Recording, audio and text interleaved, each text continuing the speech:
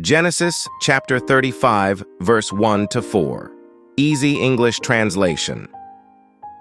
God said to Jacob, "Move away from here. Go to Bethel and live there. Make an altar there for me.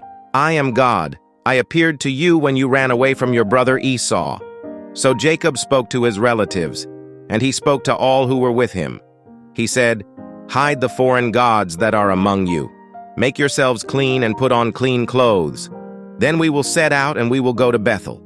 There I will make an altar for God. He answered me when I was in trouble. He has been with me wherever I have gone." So they gave to Jacob all the foreign gods that they had. They gave to him the rings that were in their ears. And Jacob buried these things under the big tree that was near to the city of Shechem. The term altar appears 378 times in the Bible, maintaining a consistent thread throughout the Old and New Testaments. In the Old Testament, the altar is portrayed as a venue for sacrificial offerings, worship, establishing covenants, and divine dialogue. The New Testament reframes the concept into a metaphor, with Christ's body on the cross forming a spiritual altar in lieu of a physical construct. Despite the contrasting depictions, both testaments maintain the altar as a significant symbol of the divine-human relationship. In today's message, Brother June Macapobre gives emphasis about God's command to Jacob and the importance of an altar in Christianity. What does Bethel and El Bethel means? In what way God reveals himself to man? What does communion mean? 3 communions between God and Jacob. A proposal for preparation, the meaning of altar, and a commentary about this passage from the Expositor's Study Bible. Altars thus played a sophisticated role in the Bible, representing various aspects of spirituality: a place of sacrifice, a monument of thanksgiving, a focal point of divine encounters, and a constant reminder of God's presence. These interpretations underline the powerful importance of altars in the life of the faithful, serving as a bridge between the mortal and the divine, between the seen and the unseen, and the heart of the worshiper and the heart of God. In essence, the relevance of altars in modern Christian practice is much more powerful than their physical presence. It lies in the core spiritual dynamics of surrender, repentance, and communion with God. The altar, even in its absence, prompts us to question, are we offering our lives as a living sacrifice pleasing to God?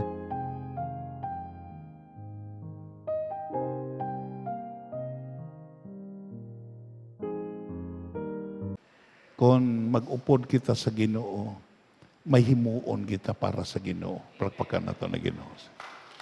Kung updan ka sa Dios, may himuon ka gid para sa Dios. Kung imo lang taon diri makadto kita sa introduction, ditay. In the first meeting with God, Jacob was alone. Sa dito nga naglaya siya halin sa gitawag niya sa persecute kag paghandom ni Esau nga patyon siya. Siya lagid isa.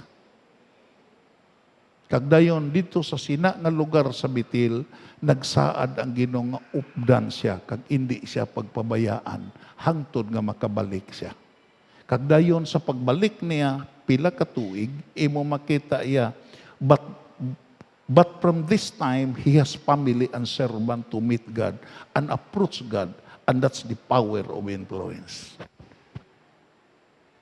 Siya lang isa, pero pagbalik niya may pamilya na siya, may kabataan na siya, may mga ulipon na siya, tungod kay dito sa lugar nga iya gikadtuan, naka-impluwensya siya, tungod kay ang Dios upod niya. Palakpakan na ito na Ginoo. Ito sis, kung ang isa ka tao gamiton sa Ginoo, hindi na siya nag-iisa. Makatakod na siya sa ibang. Maka-impluwensya na siya sa ibang. Kaangay kay Jacob. Kagdayon, kung imo tanawon dere, padayon, yutay, ning word nga Betel means house of God. Nga dito gid sa pagkatuon sa Betel. Tuki ang Betel yan nagkahulugan na balay sa Dios. Yes. Pero sa pagbalik niya, may gitawag na nga, hindi na Betel lang, kundi El Betel. means God of the God's house. Sa New Testament, kita ang balay sa Diyos. Ang simbahan, imo makita, gitawag ni nga balay sa Diyos. Pero kung ang Diyos na gani ang maghari sa panimalay, sa balay, di niya giangkon nga iya balay, amo na ng word nga ilbitil. Kung ikaw balay sa Diyos, gitawag ka tabernakulo ka sa Diyos. That is bitil. Pero kung ang Diyos na gani, mag-Diyos na sa imo kabuhi, that is El Betel. Palakpakan na ito na Ginoo. Ini, matawag na ito nga balay ni sa Diyos. That is Betel.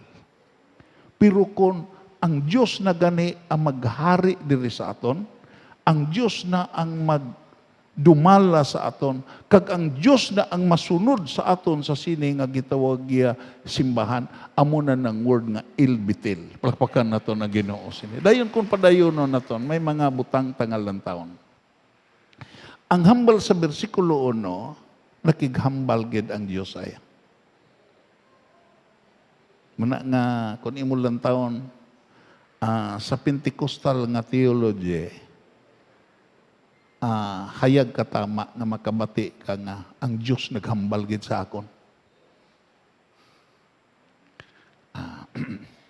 Di bala? Pero may isa sa mga theologian nga nagsiling. Balik dito. Kung kaisa ang Ginoo ga-reveal sa imo sa damgo, hindi na nimo malikawan. Sa Revelation sa Bible, imo makita damo nga mga revelasyon, damo nga pakighinuon sa Dios paagi sa damgo. Amo na dito may isa ka theologian nga nagsiling, may 25 ka rason nga hindi nimo pag-i-ignore ang imo nadamguhan. Kinahanglan imo usisaon, imo takson paagi sa pulong sa Dios. Agud imo mahibalan kung ini nga damgo bunga sa imo katulugon, kung ini nga damgo iya ni Satanas pagpahog sa imo, kung ini nga damgo direction bala, kung revelation bala sa Dios. Everybody say amen. Dayon in vision. Imo makita ining vision hindi ni damgo gamata kasi ni. Imo makita kung imo tan-aon kung imo lang taon diri si Apostol Paul, imo makita iya, nakita niya si Ananias, bisag way pa sila nakita sa vision. Dayon, impulse of man's mind. Nagpati ni nga theologian nga kung ang imo mind ma-renewed, ang imo mind mapuno sa pulong sa Dios, makighambal ang Dios sa imo panghuna-huna, paagi sa pulong sa Dios. Palakpakan na ito na Ginoo. I really believe sa sini nga principle. Imo makita impulse of one's mind, kagdayon ang katapusan articulate voice. Mabatian ginimo ang tingog sa Dios. Kaangay sa kay Samuel nga nabatian ginya ang tingog sa Dios. Waay gin klaro dire kung ano nga paagi nga nakighambal ang Dios sa kay Jacob. Pero ang bersikulo 1 nagsiling, kung imo lang taon, klaro gid nga ang Dios nagsiling kay Jacob, magpanghimos ka kag magkadto sa bitil. Abi mo lang, hindi na ko puti ka lawig na istoryahon, kamo na lang ang magbasa sa 34, ano ang problema ni Jacob? Nangin kriminal ni ang iya kabataan, tungo kiginlugos si Dina nga iya bata nga babay. Inyon ang makita dira. Dayon, kung imo tan-awon diri, makita naton diri. Kung padayonon naton. 3 communions between God and Jacob. May 3 ka fellowship, may 3 ka ano ning communion kung imo lang taon. Ano ang hambal sa pari? si Kabunsi nga naghatag sing kahulugan sa communion, naghambal siya nga ang kahulugan sa communion, sharing. Tuod, kay imo makita communion service, imo makita iya, gishare sa Ginoo ang simbolo sa iya lawas kag dugo. Kag aton man, gibalusan siya, gitawag ya mo na nga gitawag Eucharistic ceremony, gibalusan nato siya sa pagpasalamat tungod kay imo makita iya napatay sa para sa aton. Amo na nga sa Cebuano gitawag kaambitan. Dayon exchange of truths. Imo makita iya sa gitawag iya sa Spanish, gitawag ni ang communion gitawag cambio. Muna nga imo makita iya nga kung mangita ka sinsilyo, masiling ka ang cambio ko. Nagpaintindi ang communion niya sa Spanish gitawag cambio. Fellowship, quiet talk between person. Amo ni ang ila kaang tanan ni Jacob kag sa Dios palakpakan nato na Ginoo. Number 1, God ordered Jacob to Bethel, and in obedience to that order, he changed their garments. Sa dira nga nag-order ang Dios kay Jacob nga magkadto sa Bethel, kung imo lang taon, he changed their garments and purged his house of idols and prepared for the journey. Sa versikulo 2, basahon na to. Sabi mo lang, tandaan tagini, kung ang aton direction amo ang Dios, may mga butanggid kung magtuman ta sa Dios, may mga butanggid nga kambyohon. Anong nagsiling? Nagsiling siya kung siya panimalay, kag sa tanayang kag ipamilak ang inyong mga Diyos-Diyos. Makita iya nga sinodra ang may nabilin pa nga tao-tao sa inyo balay. Pangayuon ko lang na. Ako na lang bahala sina. Imo makita iya nga kung ang imo direction Diyos, kinahanglan kagin mahilway sa mga Diyos-Diyos. Tungod kay kung ara ang Diyos-Diyos, mangin duha ang imo direction.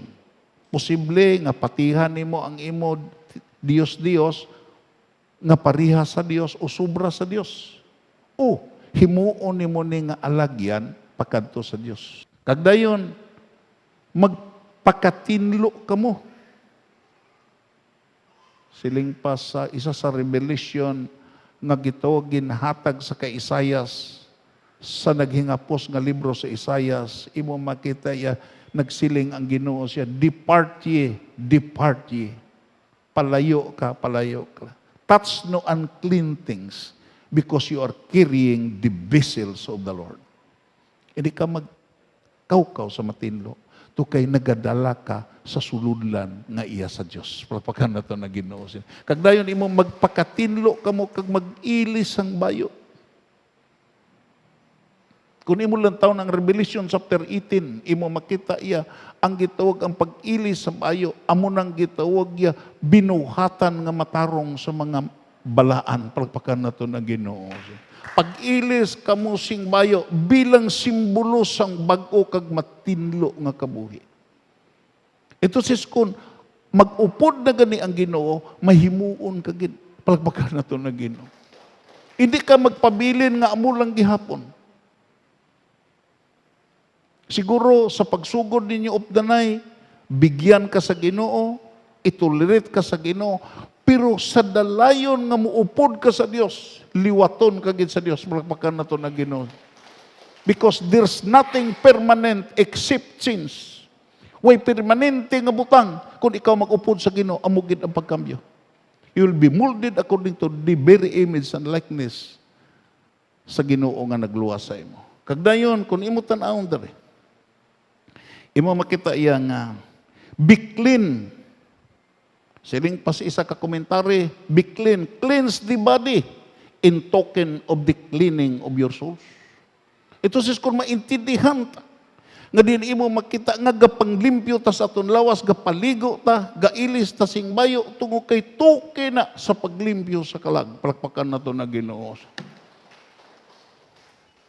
Ito sis kung may limpyuhanan sa guwa sa imo lawas, may limpyuhanan sa sulod sa imo lawas, kag dayon ato nahibalaan nga sa trichotomy nga doctrine, imo makita ang kalag nagsimbolo ni sa imo pangunahuna, sa imo emosyon, kag sa imo gitawag hilikoton. Dayon imo makita iya, anong hambal diri? Since your garments, put on your best attire, befitting the holy occasion. Amo na ang word nga naghambal, pirmi naton mabatian, cleanliness is next to godliness. Palagpakan na ito na Ginoo. Kung imo tanawon diri, a proposal for preparation. Amo ning proposal for preparation. Ang word nga put away, nagkahulugan, put away wrong thoughts. Amo na nga kon, hindi naton masikway ang pangunahuna naton nga hindi amo. Hindi ka mag-enjoy sa pagsimba sa Dios. Palakpakan naton na Ginoo. Entonces, in the pursuit of serving God, may mga butanggid nga imo masugot ka kag sa hindi. Tungod sa imo relasyon sa Dios, imo gini isikway. Hindi gini mo ni gitawag giya ikabuhi nga mangin lifestyle mo. Put away wrong thoughts, wrong desires, wrong purpose, and wrong practices. Ato na ni parte. Hindi na ni iya sa Diyos. Hindi na ni mo ni mapabangod sa Diyos. Tugay ang Diyos siya, magahatag lang sa imo sing kusog, agod masikway ni nga mga butang. Tugay ang Ginoo ginagsiling, ang hambal ni Apostol Paul sa gitawag nagkabuhi siyang isikway ni nga mga butang, nagmadinalagon siya, naka-experience siya sa breakthrough, kag nagsinggit siya. Ano ganing iyang singgit? I can do, repeat after me, I can do all things through Him who strengtheneth me. Palakpakan na ito na Ginoo siya. Dayon, kung padayonon na ito. Ikaduha, Jacob built an altar at Bethel to the honor of God. Naghimo si altar, hindi pagpadungog siya kaugalingon, kundi naghimo si altar, agod pagpadungog sa Dios. Palakpakan na ito na Ginoo. Upod sa aton tanan, upod sa pagpanikasog ni Brother Rapi, kag sa aton mga kauturan, nga dito man sa guwa, nga gusto nga may matahumta nga altar, hindi ni para mapadunggan ta di sa Kadis nga way pareha sini nga altar di sa simbahan sa Kadis. Kung imo lagawon, imo makita gihimo tani, hindi tay kita ang padunggan kung gihimo tani para sa Dios. Palakpakan nato na Ginoo. Anong hambal diri? Jacob built an altar at Bethel to the honor of God that had appeared to him and in performance of his vows. Nanaad siya mo. Ito sis, kung may mga saad ta sa Dios, kinahanglan hindi gini mo ni pagpatumbayaan. Hallelujah. Kung kaisa, may mga saad ta, nga diin specific nga aton gisaad sa Dios, pero didto naton tumana sa indi naton ginsaaran. Everybody say amen. Kagdayon amo nang pinakakulba sa tanan kung kita magsaad sa Dios sa specific nga lugar kag magtuman ta tumano naton sa indi specific nga lugar. Parihas na sa nagsaad ka nga diin maminyo kagid sina nga babay sa sina nga lugar, sa sina nga panahon, pero imo ginliwat mo ang binyo, ginliwat mo ang oras, ginliwat mo ang panahon, kag ang Ginoo hindi malipay sila. Si Jacob gitudloan sini nga din maghimo kasing altar, specific gid suno sa akon direksyon. Amo na nga si Moises, imo makita sa dira nga dito sa bukid sa Sinai, imo makita iya kag inigi wali ni sa director sa Living Spring diin dito ko. Nagtuon, siling pa niya, repeated again and again.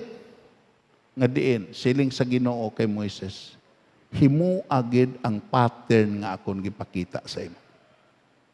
Everybody say amen. Himo agid. Moses, remember the pattern. Ito says, may pattern kita nga sundon. Palakpakan na ito na Ginoo sa ino. May pattern ka nga sundon. Kagdayon, kung hindi ka magsunod sini nga pattern, imo makita, you will suffer the consequences. Dayon, imo makita iya, ikatatlo,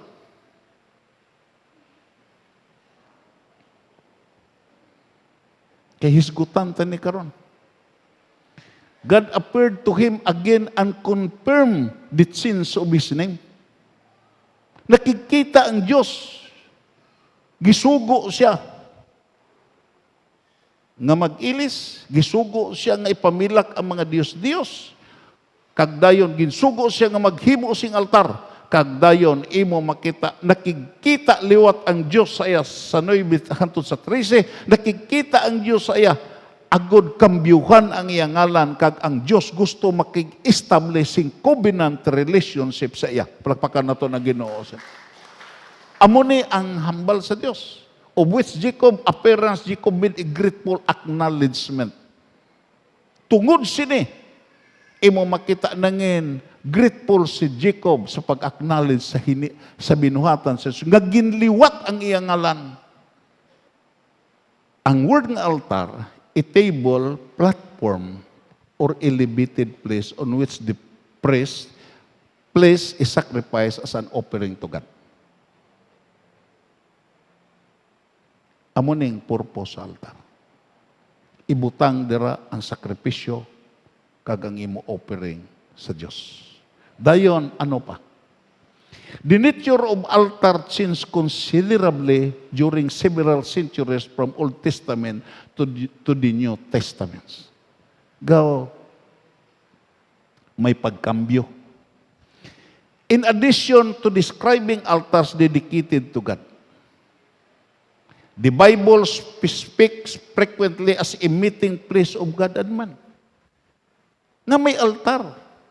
Tukidra sa altar, gusto makikita ang Diyos sa tao. Kag ang tao makikita sa Diyos. Lantaw lang nyo na. Imo makita iya, hapit na ang Nobyembre. Ang akon mga kaliwatan tungod kay mga tradisyonal nga religion, mga reliyoso gid. Panahon sa gitawag ya, panahon sa gitawag Nobyembre 1 kag 2. May altar-altar na sila balay, puno na sa mga pagkaon. Tungod kay gipatihan nila nga ang espirituhanon ang kalag sa mga nagtaliwan, kag sila nga naghalad, magkitaay dira sa altar. Entonces, ang altarya, amuni ang gitog meeting place, amuni ang gitog isa ka lugar, diin magkitaay ang espirituhanon nga tinuga, kag ang gitog dutanon nga tao. Dra magkitaay ang Diyos kag ang tao. Kagdayon, kung imo tan-awon diri, Abraham built his last altar on the top of mount in the land of Moriah. Si Abraham, naghimo gid sing altar didto sa bukid sa Moriah. Nga diin didto ginhalad niya, kag gusto niya nga patyon si Isaac. Kag ginkambyuhan sa Dios sing karnero. To this altar, his son Isaac added one at Beersheba.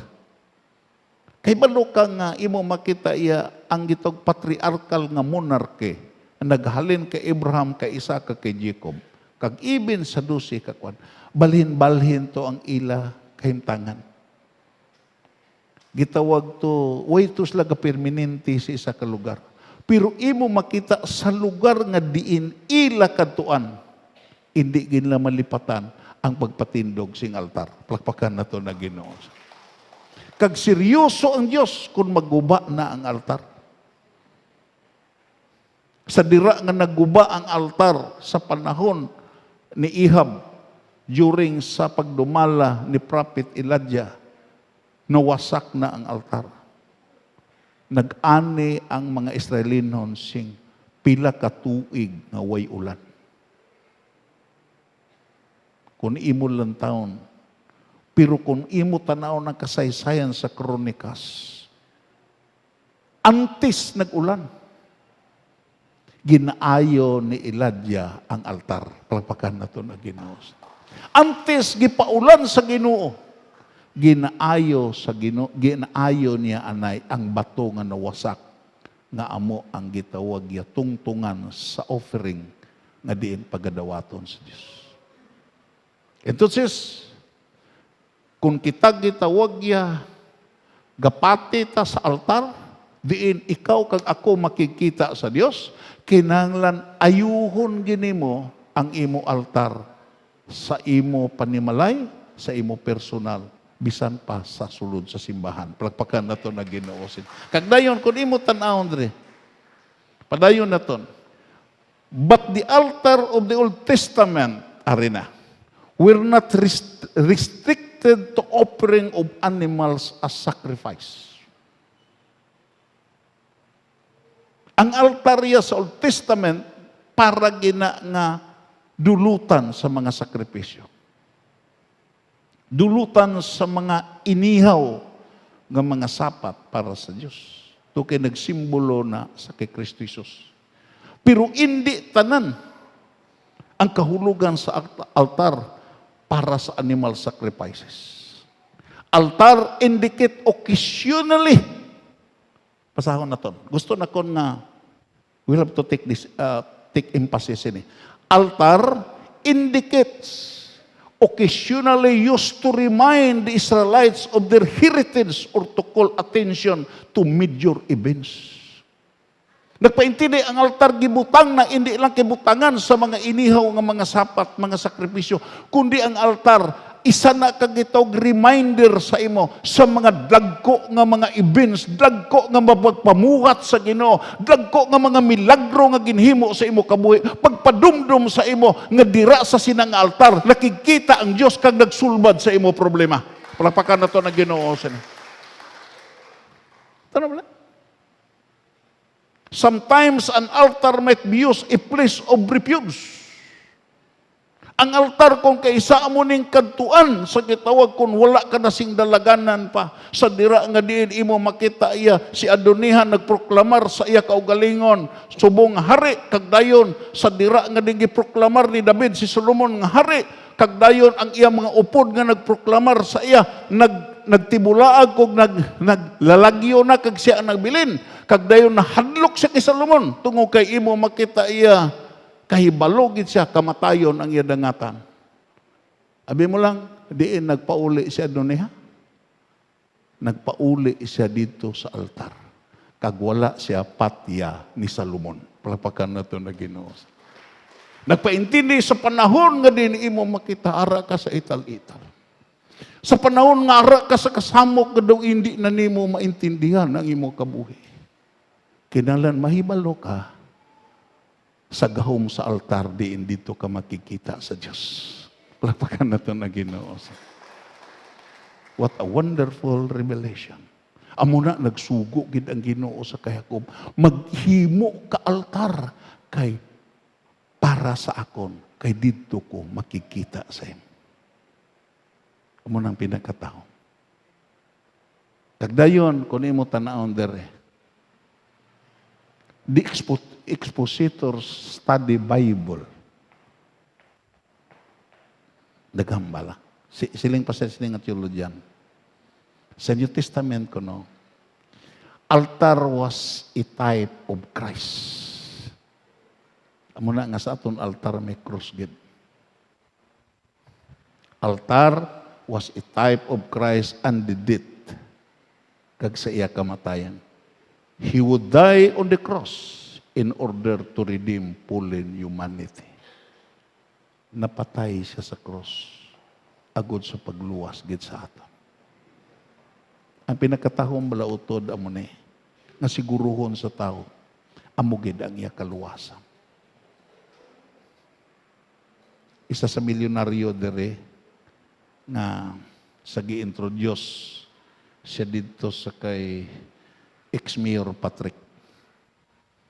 Kag Patis Patrick, nga sa mga milyonaryo dire sa Cadiz, isa siya sa 5. Kag lipay-lipay man siya.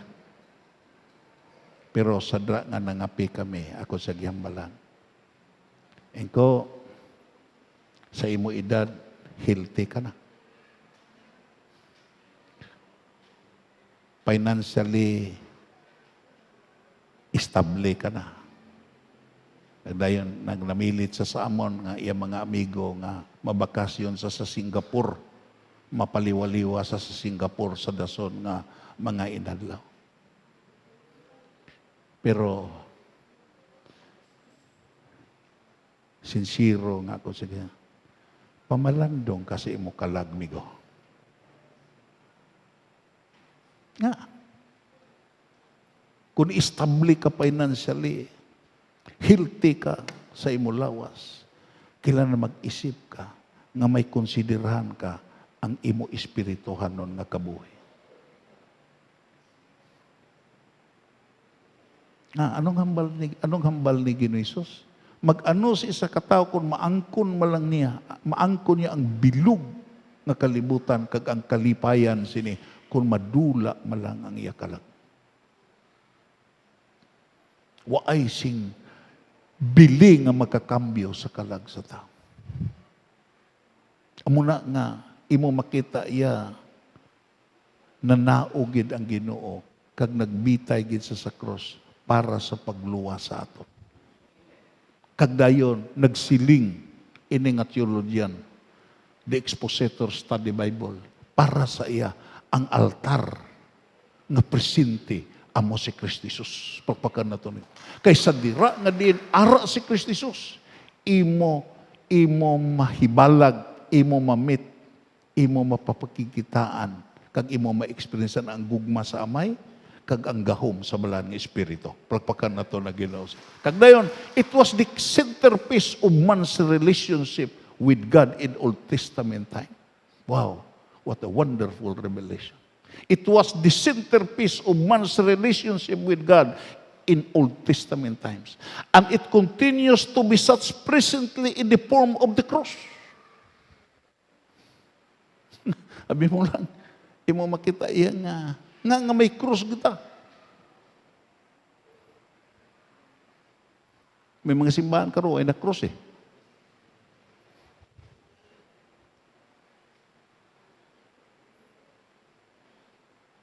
Ano ang Christianity sa sining katapusan sa kapanahonan? May duha ka masakit ang Christianity. Crossless Christianity. Christianity nga way na cross. Amo na ang mga extreme prosperity preacher nga imo mabatian sa mga YouTube, mabatian nimo sa mga Facebook, nga nagasaad nga way nakasakitan ang Kristohanon, malipayon pirmi ang Kristohanon, way na mga pag-antos ang Kristohanon. That is part of the crossless Christianity. Palakpakan na ito na Ginoo. Kag hindi na Christianity sa New Testament. Tungo kay ang Christianity sa New Testament nagsilingid, bisan sino nga musunod sa akon, bisan sino nga gusto, mangin akong sumulunod, magpasaan sa siya krus kang magsunod sa akon. Palakpakan na ito na Ginoo. Ito sis, ang mga kasakitan nga kung kaisa. Ang mga pagsulay kung kaisa nga maglambot sa aton. Ang mga challenges kung kaisa, ang mga kabugatan kung kaisa nga maglambot sa aton. That is part of the cross of Christ. Tungod kay imo makita iya, nagsunod ta sa isa ka Ginoo nga din. Siya mismo nagpalansang sa cross. Nang kumakalambot ta sa mga kasakitan. Muna siling pa ni Wilheimer, what is means by suffering in Christ? Siling pa niya, ano nga klase sa suffering na maglambot sa imo? Plus triumphant acceptance equals character. Plus triumphant acceptance. Sa dira ang maglambot ang mga kasakitan sa imo, uldong ini ang mga kasakitan, hinimo mo, self-inflicted ni nga kasakitan, nahimo ni tungod kay ikaw, nagpatumbaya, nag-abusar sa imo lawas, nag-abusar sa imo relasyon sa Dios, pero kung dawaton mo, ang grasya kagkaluoy sa Dios, imo makita ang Ginoo may handom sa pag-build sa imo karakter. Palakpakan nato ng Ginoo. Suffering plus triumphant acceptance equals character. Hallelujah. Sabi mo lang, ikaduha ko nga problema. Hindi crossless Christianity. Ikaduha ko Christless cross. May cross pero way Kristo.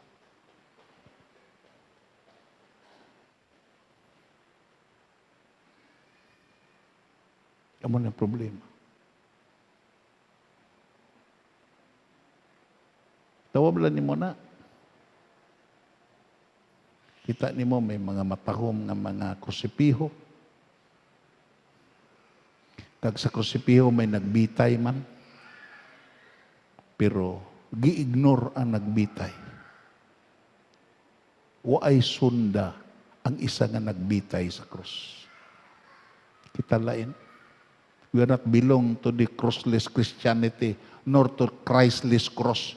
Nagapati ta nga ang krus siya may nagpabitay sini. Pero way nagpabilin nga nagbitay kundi gilubong na banhaw kag buhi siya dito sa langit.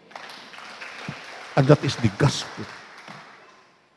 Amo nang pinakataon. Amo na nga imo makita iya nga siling padiri, imo makita iya if the cross is removed, or ignored or set aside in any way, then it ceases to be faith that God will recognize. Wow. Kung imo isikway ni, then it ceases to be faith that God will recognize. The faith that God recognizes is that which is anchored squarely at the cross. Amo ning mga bersikulo, perti nakalawi ko naton pabasa. Amo na nga tandaan tagid. Kung balikon nato ng history sa Book of the Martyr, may mga ginpatay ang mga Romano nga diin gintalana nga patyon sila. Ipakaon na sila, patyon sila sa espada. Pero sa panahon gali sa kalisdanan, ara gid ang Ginoo. Sa panahon nga din imo makita nagdevosyonal sila, katapusan nila nga devosyonal diri sa duta. Nagdaig sila sa Ginoo. Dayon, nagpahuway sila nga hanuok. Kung palatyon ka, di ka nakatulog. Pero sila nagpahulay na mayo ang ila katulugon. Kag nagmata sila dira sa alas 3, alas 4 sa kagahon, nagdevosyonal sila, kag nagmalipayon sila. Kag dayon, bilog sila. Isa lang kadamgo ang gireveal sa Ginoo sa ila. Nga diin, sila nga grupo nagsaka sa langit, agi sa hagdanan, pagi sa matalom nga espada. Kag dayon nagsiling sila, kabubuton sa Ginoo nga mapatay ta para sa Ginoo, pero ang kamatayon pagi sa espada. Hindi ta madlok tungod kay makapatay ni sila sa lawas pero hindi ni kapatay sa aton kalag. Amo na nga upod sa ila nga gipangbuno sa espada, ang iban sa ila gipakaon sa mga leon, gipakaon sa mga pintas nga magkasapatan. Dira sa gitawag dako nga Coliseum sa gitawag sa Roman Empire. Una, gipangbahog ang mga kriminal, gipanggusab sa mga leon, upod ang kalisang, lagad-lagan. Pero sa panahon nga sila na, imo makita iya, gawyatay sila kamot. Nagsulod sila sa ganaan. Dira sa gitawag dako nga Coliseum sa arena nga nagadayaw, kagdayon, nagasimba sa Dios.